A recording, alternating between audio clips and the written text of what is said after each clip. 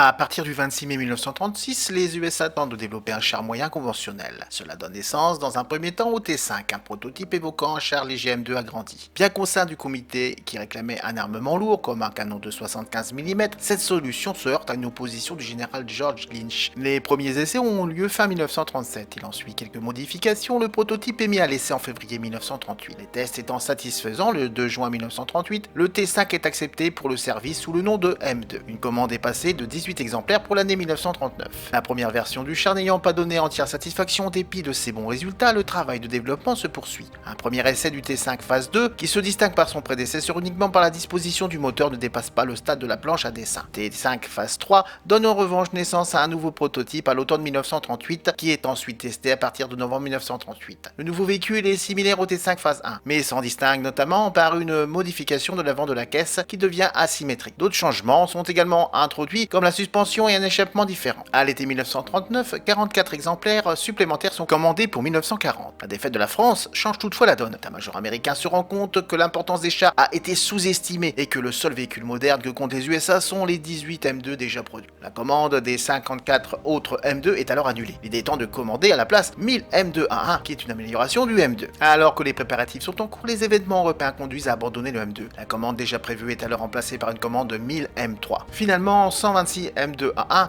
sont tout de même commandés afin de servir de véhicule d'entraînement. La production débute en décembre 1940 et s'arrête prématurément en août 1941 après que 94 exemplaires aient été produits. À cette date de production, le M3 est en effet suffisamment élevé pour que le M2 n'ait plus d'intérêt. Le blindage est constitué de plaques en acier à surface durcie assemblées par rivetage. Dans l'ensemble, le niveau de protection reste assez faible. Le blindage maximal de l'avant est de 25 mm. Le reste de la caisse est avec à peine 3 mm par endroit. Un seul canon de 37 mm et d'un nouveau modèle à plus haute vélocité. Quant à l'armement secondaire, il est composé de 9 mitrailleuses de 7,62 mm, une coaxiale, 2 en proue, 4 dans des sabots latéraux, 2 dont couvrent l'arc avant et 2 l'arc arrière, et 2 à usage antiaérien sur le dessus de la tourelle. L'intérêt de cette profusion de mitrailleuses est considéré comme farfelu, tout ne pouvant pas être utilisé en même temps. Les 6 mitrailleuses de la caisse sont ainsi à la charge de seulement 2 membres d'équipage. Leur fonctionnement est parfois problématique. Les 2 mitrailleuses de proue sont fixes et nécessitent de bouger le véhicule pour pouvoir être pointées. En l'absence de périscope, les 4 mitrailleuses ne sont guère pratiques, qui rend très improbable la possibilité de toucher un avion. Le M2 et le M2A1 n'ont jamais été utilisés au combat car rapidement considérés comme mal conçus. Bien que plus gros et plus lourds qu'un char léger, ils ne sont pas mieux blindés et armés que leur dernière version de ceux-ci, comme le M2A4.